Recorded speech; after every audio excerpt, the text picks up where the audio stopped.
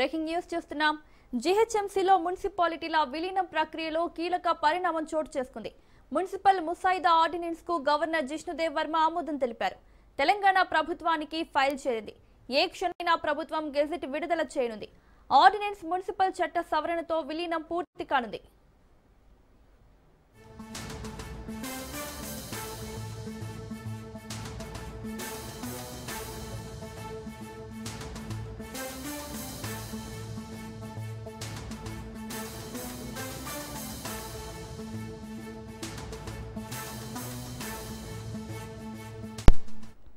జీహెచ్ఎంసీలో మున్సిపాలిటీల విలీనం ప్రక్రియలో కీలక పరిణామం చోటు చేసుకుంది. మున్సిపల్ ముసాయిదా ఆర్డినెన్స్ కు గవర్నర్ జిష్ణుదేవ్ వర్మ ఆమోదం తెలిపారు. తెలంగాణ ప్రభుత్వానికి ఫైల్ చేరింది. ఏ క్షణమైనా ప్రభుత్వం గెజెట్ విడుదల చేయనుంది. ఆర్డినెన్స్ మున్సిపల్ చట్ట సవరణతో విలీనం పూర్తి కానుంది.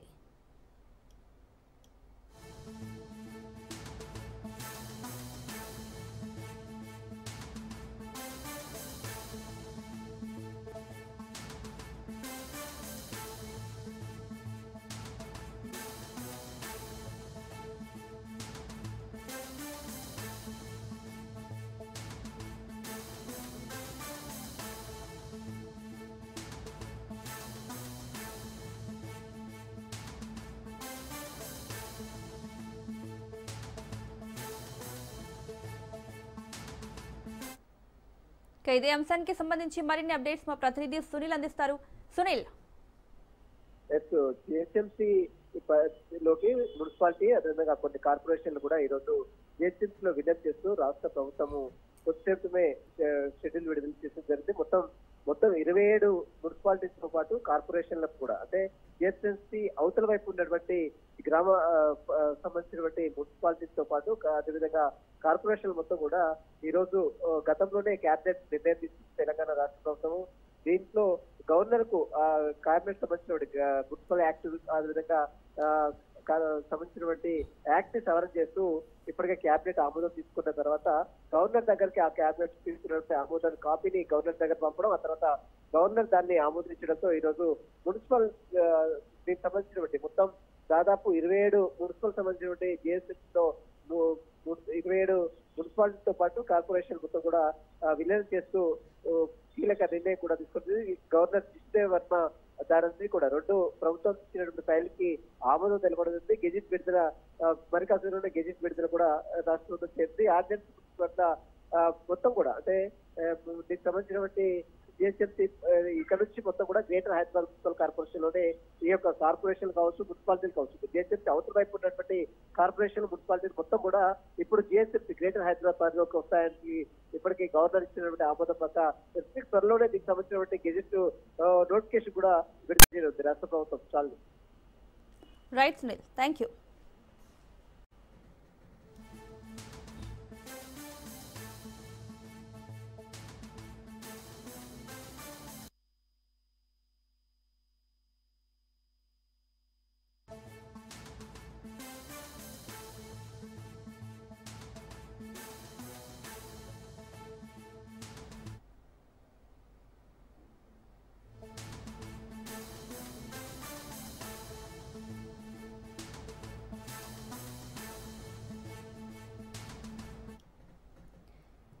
ఏపీలో సంచలన పరిణామం చోటు చేసుకుంది. సీఎం చంద్రబాబుకు భారీ ఊరట లభించింది. లిక్కర్ కేసులో దర్యాప్తును ముగిస్తున్నట్లు సిఐడి అధికారులు ఏసీబీ కోర్టులో పిటిషన్ దాఖలు చేశారు. విచారణకు స్వీకరించిన కోర్టు గత ప్రభుత్వ హయాంలో నమోదైన కేసును క్లోజ్ చేసింది. కాగా చంద్రబాబు సీఎంగా ఉన్న సమయంలో మద్యం కంపెనీలకు అక్రమంగా అనుమతులు ఇచ్చారనే ఆరోపణల నేపథ్యంలో సిఐడి ఈ కేసు నమోదు చేసింది. పీసీ యాక్ట్ కింద చంద్రబాబుపై కేసు నమోదు చేసింది. సుదీర్ఘ విచారణ వాదనల తర్వాత చంద్రబాబుపై లిక్కర్ కేసును ఏసీబీ కోర్టు ముగించింది.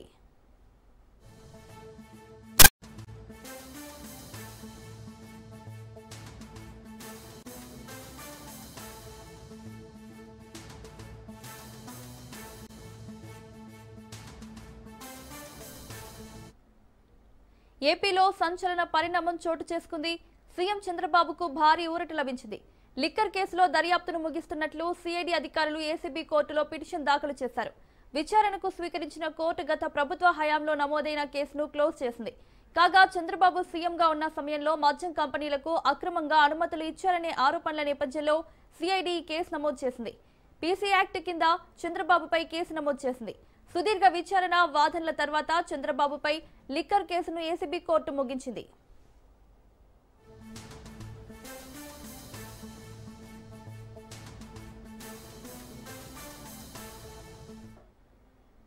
ఇదే అంశానికి సంబంధించి మరిన్ని అప్డేట్స్ మా ప్రతినిధి సంతోష్ అందిస్తారు. సంతోష్. మౌనిక, ఏపీ సీఎం చంద్రబాబు నాయుడికి వరుస కేసుల్లో ఏదైతే గతంలో నమోదైనటువంటి కేసుల్లో అయితే కనుక ఊరట లభిస్తా ఉంది. ఇప్పటికే ఏపీ ఫైబర్ నెట్ లో ఏదైతే కేసు నమోదైందో ఆ కేసుకు సంబంధించి అంశాలపై కూడా ఇప్పటికే కోర్టు అనేది తీర్పు ఇవ్వడం కూడా జరుగుతూ ఉంది. సీఎం చంద్రబాబు నాయుడుకి అనుకూలంగా వచ్చినటువంటి తీర్పు. అయితే ఇప్పుడు తాజాగా చూసుకున్నట్లయితే కనుక లిక్కర్ స్కామ్ ఏదైతే గత ప్రభుత్వంలో సీఎం చంద్రబాబు నాయుడుపై నమోదైనటువంటి 2023 అక్టోబర్ లో నమోదైనటువంటి కేసు ఈ కేసులో భాగంగా ఏదైతే ఇటు డిస్టిలరీ అంశాలు కావచ్చు, అదేవిధంగా బ్యావరేజెస్ సంబంధించినటువంటి అంశాలపై కావచ్చు, ఇక దీనికి సంబంధించి 2 బ్యావరేజెస్ 3 ఏదైతే ఇటు లైసెన్స్ కి సంబంధించినటువంటి అంశాలు ఏవైతే ఉంటాయో దానికి సంబంధించినటువంటి పాలసీలు అవకతవకలు జరిగాయి. అదేవిధంగా కొన్ని కంపెనీలకి అనుకూలంగా వ్యవహరించడం, ఇటువంటి కేసులు అనేది కూడా పీసీ యాక్ట్ తో పాటు పలు సెక్షన్ల కింద అనేది కేసు నమోదవడం కూడా జరుగుతోంది. దీనిలో భాగంగా సిఐడి నమోదు చేసినటువంటి గత ప్రభుత్వంలో ఈ యొక్క నమోదు చేసినటువంటి కేసు ఇప్పుడు తాజాగా ఇటువంటి కేసులో ఎటువంటి ఆధారాలు లభించలేదు అంటూ కూడా కోర్టుకి తెలియజేయడంతో ఈ రోజు వాదోపవాదాలు విన్న అనంతరం కూడా ఇటు సీఎం చంద్రబాబు నాయుడికి అనుకూలంగా అయితే తీర్పు రావడంతో ఇక ఈ కేసును కొట్టివేస్తూ కూడా తీర్పు అనేది రావడం జరుగుతా ఉంది. ఏదేమైనప్పటికీ గత ప్రభుత్వంలో 2 కీలకమైనటువంటి కేసులకి అయితే నమోదైనటువంటి నేపథ్యంలోనే ఈ 2 కేసులు ఇప్పుడు తాజాగా ఈ కేసులో ఎటువంటి ఆధారాలు లభించకపోవడంతో కొట్టివేయడం కూడా జరుగుతా ఉంది. మొత్తంగా చూసుకున్నట్లయితే కనుక ఈ యొక్క బ్యావరేజెస్ అంటే గత ప్రభుత్వంలో 2014-19 ప్రభుత్వంలో టీడీపీ ప్రభుత్వం అధికారంలోకి వచ్చిన తర్వాత 2012 లిక్కర్ కి సంబంధించినటువంటి ఏవైతే పాలసీస్ ఉంటాయో ఆ పాలసీలని 2014లో అనుకూలంగా మార్చుకొని ప్రభుత్వానికి అయితే కనుక ఆదాయానికి గడ్డి కొట్టినటువంటి నేపథ్యంలోనే ఇటు A1 సుధాకర్, A2 కొల్లు రవీంద్ర, A3గా అయితే కనుక ఇటు చంద్రబాబు నాయుడు ఉన్నటువంటి నేపథ్యంలోనే ఇప్పుడు తాజాగా చంద్రబాబు నాయుడికి ఓటు వచ్చినటువంటి పరిస్థితులు కూడా కనబడతా ఉన్నాయి. మొత్తంగా ఇప్పుడు తాజాగా గత ప్రభుత్వంలో నమోదైనటువంటి 2 కేసుల్లో కూడా ఇప్పుడు ఈ 2 కేసుల్లో ఓరట లభించినటువంటి పరిస్థితులు అయితే కనుక కనబడతా ఉన్నాయి. Monika. Right Santosh, thank you.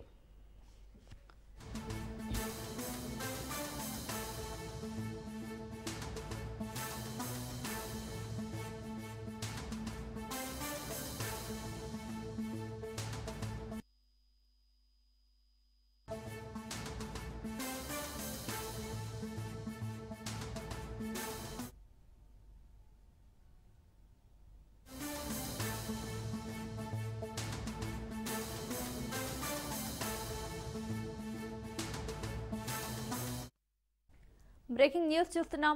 Tirumala శ్రీవారి వైకుంఠ ద్వార దర్శనాలకు ఈడీ రిజిస్ట్రేషన్ ముగిసింది. దాదాపు 1.8 లక్షల టోకెన్ల కోసం రికార్డు స్థాయిలో 24 లక్షల మంది భక్తుల పేర్లు నమోదయ్యాయి. గత నెల 27 నుంచి రిజిస్ట్రేషన్లు కొనసాగాయి. టీటీడీ డిసెంబర్ 30న వైకుంఠ ఏకాదశి నుంచి దర్శనాలు కల్పిస్తుంది. డిసెంబర్ 31, జనవరి 1 నుంచి 3 వరకు ఆన్లైన్లో ఈడిప్ ద్వారా భక్తులకు దర్శన టోకెన్లు కేటాయించనుంది. ఈడిప్లో ఎంపికైన భక్తులకు ఆన్లైన్లో టోకెన్లు కేటాయిస్తారు. జనవరి 2 నుంచి 8 వరకు భక్తులకు సర్వదర్శనాలు యథాతథం చేయనున్నారు. ఈసారి టీటీడీ సామాన్య భక్తులకు పెద్దపీట వేస్తుంది. భక్తులకు ఇబ్బందులు కలగకుండా టీటీడీ ఏర్పాట్లు చేస్తుంది.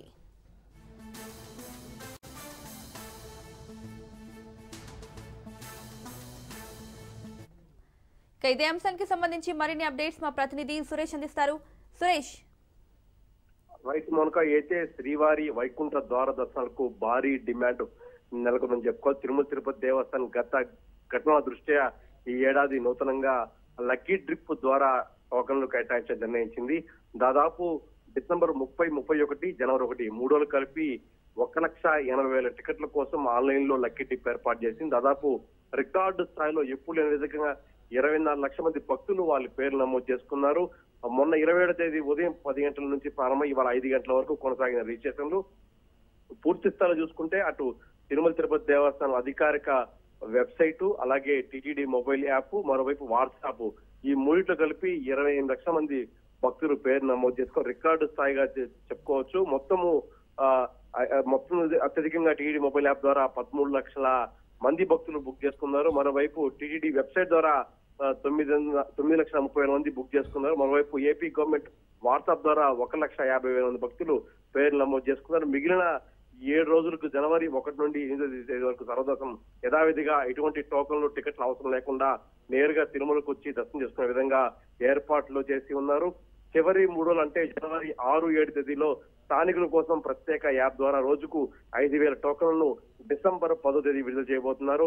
వైకుంఠ ద్వార దర్శన సామాన్య భక్తులకే పెద్దపీట వేస్తూ ఈ ఏడాది పూర్తి స్థాయిలో ఎక్కువ సమయం దాదాపు 184 గంటలు సమయం ఉన్నప్పుడు 184 గంటల లోపల పూర్తిగా 3 రోజులు కలిపి వైకుంఠ ద్వార దర్శనాన్ని సామాన్య భక్తులకు ఎక్కువ మందికి అవకాశం కల్పించే విధంగా తిరుపతి దేవస్థానం అన్ని రకాల ఏర్పాటు చేసింది. టీటీడీ అదనపు వెంకయ్య చౌదరి ఈ పూర్తిగా ఈ సిస్టమ్ ద్వారా అధ్యయనం చేసి మెరుగైన సౌకర్యాలు కల్పించేందుకు కృషి చేస్తున్నారు.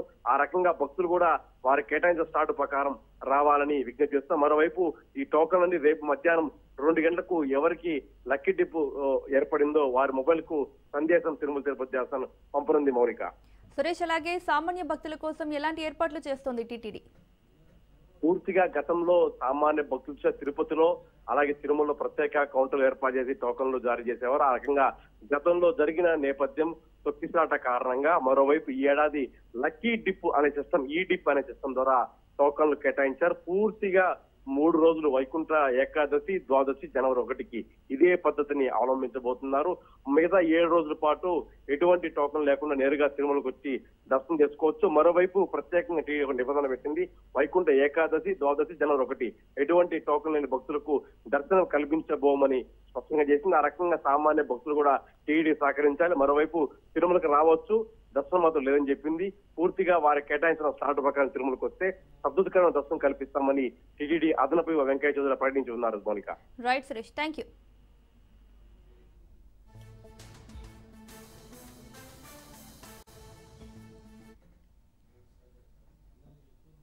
ఏపీలో స్క్రబ్ టైఫస్ కేసులు పెరుగుతుండటం ప్రజల్లో ఆందోళన కలిగిస్తుంది.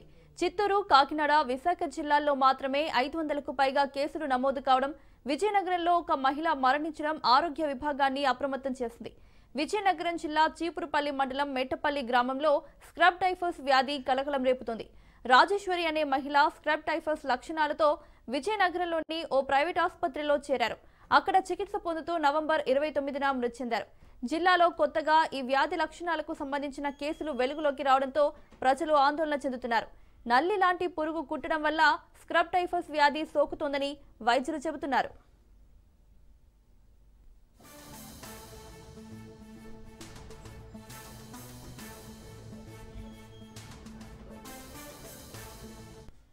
కలిసిందని చెప్పి హాస్పిటల్కి వెళ్ళడం జరిగిందండి.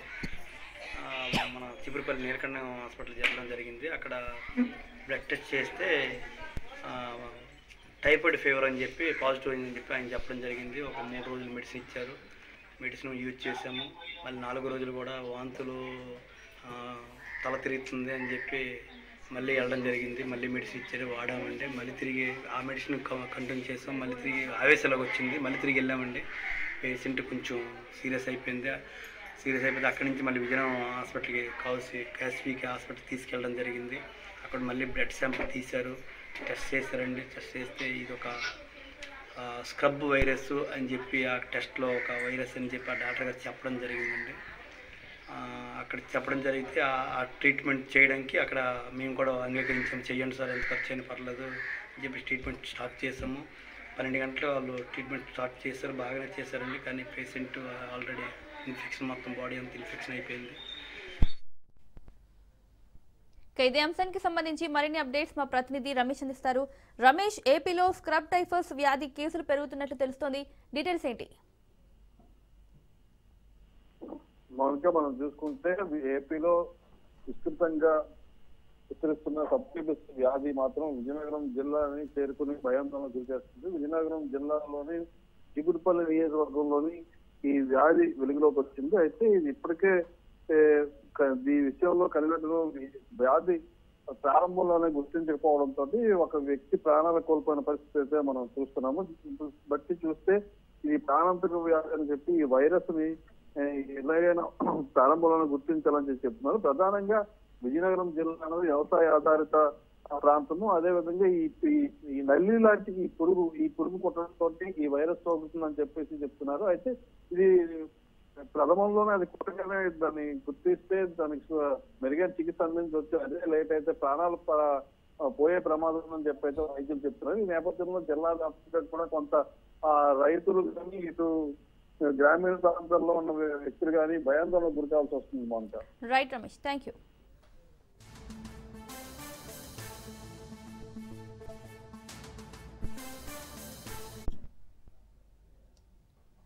ఎయిడ్స్ అంటే కేవలం డిసెంబర్ 1నే గుర్తొస్తుందా?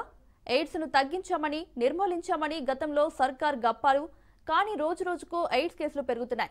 హెచ్ఐవి కేసుల్లో చదువుకున్న యువత ఎక్కువగా ఉండడంతో ఆందోళనలు పెరుగుతున్నాయి. డ్రగ్స్, గంజాయి సేవనంతో పాటు ఇంజెక్షన్ల వల్ల విస్తృతంగా వ్యాధి వ్యాప్తి చెందుతోంది. ఓవైపు విచ్చలవిడిగా లైంగిక కలాపాలు, మరోవైపు ఇన్ఫెక్షన్ సిరంజీలతో డ్రగ్స్, ఓవైపు ఐటీ ప్రొఫెషనల్స్, మరోవైపు లేబర్ను కబలిస్తోంది హెచ్ఐవి. దీంతో వ్యాధి సోకిన కుటుంబ సభ్యుల్లో ఆందోళన నెలకొంటోంది. ఒకరి నుంచి ఒకరికి వ్యాప్తి చెందుతుండటంతో భయాందోళన నెలకొంది. ఐటీ ఉద్యోగుల్లో పెరుగుతున్న కేసులతో మేనేజ్మెంట్లు అప్రమత్తమవుతున్నాయి. ఇకపై ఐటీ ఉద్యోగులకు రెగ్యులర్ గా హెచ్ఐవి టెస్టులు చేయాలన్న ఆలోచనలో ఉన్నట్లు తెలుస్తోంది.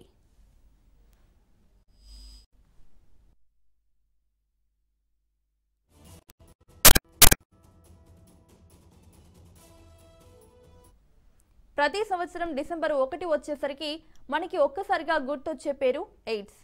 రెడ్ రిబ్బన్ ఫోటోస్, సెమినార్లు, క్యాంప్స్, స్టేట్మెంట్లు, జాగ్రత్తలు పాటించండి పోస్టర్లు, ఆ రోజంతా ఎక్కడ చూసినా అవగాహన మాటలే. మరి డిసెంబర్ 2 వచ్చేసరికి అన్నీ మర్చిపోయి జీవితం మళ్ళీ అదే వేగంలో, అదే నిర్లక్ష్యంలో. కానీ వైరస్ మాత్రం మర్చిపోదు. మన నిర్లక్ష్యాలని, మన అలవాట్లని, మన అజాగ్రత్త నిర్ణయాలని ఉపయోగించుకొని నిశ్శబ్దంగా, వేగంగా మన మధ్య పెరుగుతుంది. ఎయిడ్స్ తగ్గింది, కేసులు తగ్గుతున్నాయి, పరిస్థితి నియంత్రణలో ఉందని గత దశాబ్దం నుంచే ప్రభుత్వాలు గట్టిగా చెబుతున్నాయి. కానీ తాజా ఆరోగ్య డేటా చూస్తే వాస్తవం భయంకరంగా ఉంది. ప్రతి సంవత్సరం కొత్త కేసులు తగ్గాల్సిన బదులు కొన్ని రాష్ట్రాల్లో భారీగా పెరుగుతున్నాయి. అందులో తెలంగాణ కూడా ఒకటి. అంతేకాకుండా అత్యంత ఆందోళనకర విషయం ఏంటంటే బాధితుల్లో చదువుకున్న యువతే ఎక్కువగా ఉన్నారు. పాతకాలంలో ఈ వ్యాధికి గురయ్యేది అక్షరాస్యత లేని, అవగాహన లేని వారేనన్న అపోహ ఉండేది. కానీ నేడు పరిస్థితి మారింది. హెచ్ఐవి కేసుల్లో ఇంజనీర్లు, కార్పొరేట్ ఉద్యోగులు, ప్రభావిత నగరాల్లో స్థిరపడిన యువతే ఎక్కువగా ఉంటుంది.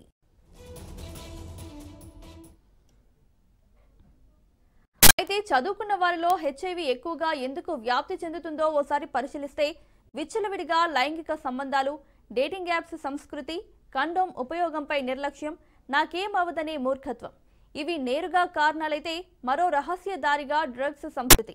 ఇటీవలి సంవత్సరాల్లో యువతలో మరొక ప్రమాదకర అలవాటు పెరిగింది. డ్రగ్స్, గంజాయి, హెరాయిన్, రసాయన మాదక ద్రవ్యాలు. గుంపులు గుంపులుగా ఇంజెక్షన్లు పంచుకోవడం, అదే సూదిని పలువురు ఉపయోగించడం, ఇది హెచ్ఐవి వ్యాప్తికి ప్రధాన కారణం. డ్రగ్స్ సంస్కృతి ఎంత ప్రమాదకరమైందో దీన్ని బట్టి మనం అర్థం చేసుకోవచ్చు. ఇక ఎయిడ్స్ ఇప్పుడు పుస్తకాల విషయం కాదు, నేరుగా కాలేజీల్లో, కంపెనీల్లో, నైట్ పార్టీల్లో తిరుగుతోంది. తెలంగాణలో ఇటీవల ఒక పెద్ద షాకింగ్ డేటా బయటపడింది. హెచ్ఐవి కేసుల్లో గణనీయ సంఖ్య ఐటీ ఉద్యోగులది. రోజుకు 10 గంటలు కంప్యూటర్ ముందు పని, వీకెండ్కు పార్టీలు, డబ్బులు, స్వేచ్ఛ, ఇవి కలిసినప్పుడు బాధ్యతలు మసకబారాయి. కొన్ని కంపెనీలు మాత్రం దీన్ని సీరియస్ గా తీసుకున్నాయి. కొన్ని మేనేజ్మెంట్లు రెగ్యులర్ హెచ్ఐవి టెస్టింగ్ ఆలోచనలో ఉన్నాయని సమాచారం. ఇది నైతికమా వద్దా, ప్రైవసీ సమస్యలా, అది మరో చర్చ. కానీ ఈ నిర్ణయం వెనుక ఉన్న భయం మాత్రం నిజం. ఓవైపు ఐటీ, మరోవైపు లేబర్ వైరస్కు వర్గం లేదు. ఇది ధనవంతుడో పేదవాడో చూడదు. ఒక సిరంజి నుండి, ఒక నిమిషపు బలహీనత నుండి, ఒక తప్పు నిర్ణయం నుండి ఈ వైరస్ ఎవరి జీవితానికైనా ప్రవేశించగలదు. నిర్మాణ రంగ కార్మికుల నుండి క్లబ్బుల్లో నైట్ లైఫ్ ఎంజాయ్ చేసే యువత వరకు వైరస్ వ్యాప్తి విస్తరిస్తుంది. అయితే ఒక్కరి తప్పు ఇంకొందరి జీవితాన్ని నాశనం చేస్తుంది. జాతీయ ఎయిడ్స్ నియంత్రణ సంస్థ విస్తుపోయే విషయాలను వెల్లడించింది.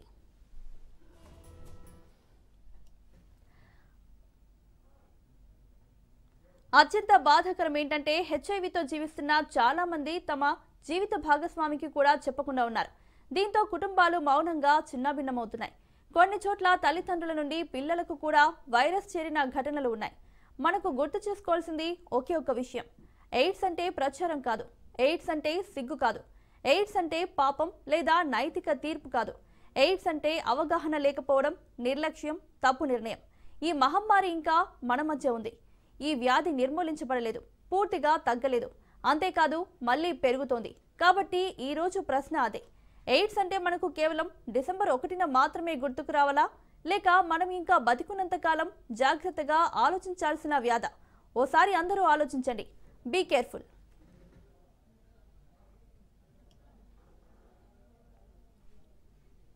రాజకీయ పరంగా మాట్లాడతానని వ్యక్తిగత విమర్శలు, దూషణలు చేయనన్నారు ఎమ్మెల్సీ తోట త్రిమూర్తులు. రెవెన్యూ పరిపాలన విభాగాలు రాజమండ్రిలో విలీనమయ్యాయని, అమలాపురం నియోజకవర్గంలో ఎలాంటి మార్పు లేదని చెప్పానన్నారు. తనపై ఎమ్మెల్యే జోగేశ్వరరావు, లీలాకృష్ణలు చేస్తున్న ఆరోపణలను ఖండించారు. దీనిపై ఎవరిని ఉద్దేశించి ఎటువంటి వ్యాఖ్యలు తాను చేయలేదని గుర్తు చేశారు. కోనసీమ జిల్లా మండపేట వైసీపీ కార్యాలయంలోని కార్యవర్గ సమావేశంలో పాల్గొన్న ఎమ్మెల్సీ త్రిమూర్తులు అమలాపురం లోక్సభ స్థానంలో మండపేట యథావిధిగా ఉంటుందని స్పష్టం చేశారు. అప్పటి ప్రభుత్వం పార్లమెంటు పరిధిలో జిల్లాలను ఏర్పాటు చేస్తే ఇప్పటి ప్రభుత్వం పరిపాలనా సౌలభ్యం కోసం ఈ నిర్ణయం తీసుకుందన్నారు ఎమ్మెల్సీ తోట త్రిమూర్తులు. కానీ యోగేశ్వర అంత ఊపిపోతూ మాట్లాడవలసినటువంటి అవసరం ఏమొచ్చింది? ఫస్ట్.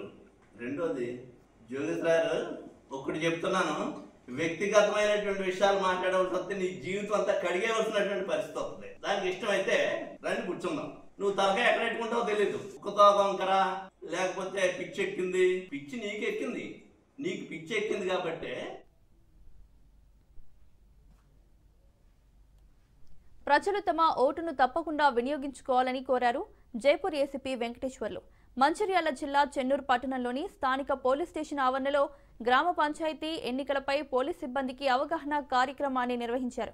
ఎన్నికల్లో పోలీసులు ఎలాంటి విధులు నిర్వర్తించాలో జైపూర్ ఏసీపీ వెంకటేశ్వర్లు పోలీస్ సిబ్బందికి సూచించారు. చెక్పోస్టుల్లో డ్యూటీ చేసే పోలీసులు అనుక్షణం అప్రమత్తంగా ఉండాలన్నారు. పోలింగ్ కేంద్రాల వద్ద ఎలాంటి అవాంఛనీయ ఘటనలు జరగకుండా ముందస్తు చర్యలు తీసుకోవాలని సిబ్బందికి తెలిపారు ఏసీపీ వెంకటేశ్వర్లు.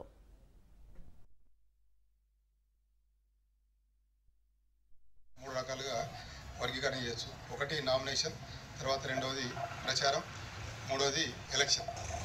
నామినేషన్ రోజు ఏం చేయాలనేది ఫస్ట్ మనం చూసుకుందాం. నామినేషన్ రోజు మనకు 10 నామినేషన్ సెంటర్స్ ఇవ్వబడ్డది. ఒక్కొక్క క్లస్టర్ 3 గ్రామాలను, 4 గ్రామాలను, 5 గ్రామాలను కలిపేసి క్లస్టర్గా విభజించారు. ఆ క్లస్టర్లోనే ఆ 3-4 గ్రామాలు వచ్చేసి సర్పంచ్లు కానీ వీళ్ళందరూ కూడా నామినేషన్ ఫైల్ చేయాల్సి ఉంటుంది. మన రోల్ ఏముంటుందంటే మనం బందోబస్తు డిప్లాయ్ అవుతాం. అక్కడ డిప్లాయ్ అయినప్పుడు మనం ముఖ్యంగా చూసుకునేది ఏంటంటే లోపల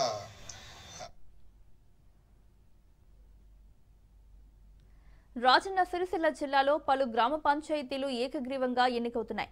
కోనరావుపేట మండలం కమ్మర్పేటలోని తండా గ్రామ పంచాయతీ సర్పంచ్ స్థానం కోసం అభ్యర్థి భూగ్య మంచుల ఒక్కరే నామినేషన్ వేశారు. దీంతో సర్పంచ్, ఉప సర్పంచ్తో పాటు 3 వార్డు సభ్యులను తండావాసులంతా కలిసి ఏకగ్రీవంగా ఎన్నుకున్నారు. తండాను అభివృద్ధి చేసుకోవాలనే లక్ష్యంతో ప్రజలంతా ఏకమయ్యామని చెబుతున్నారు. గత ఎన్నికల్లో కూడా కమ్మర్పేట గ్రామ పంచాయతీ ఏకగ్రీవంగా ఎన్నికైంది. తండాలో 232 మంది ఓటర్లుండగా అందులో 118 మంది మహిళలున్నారు.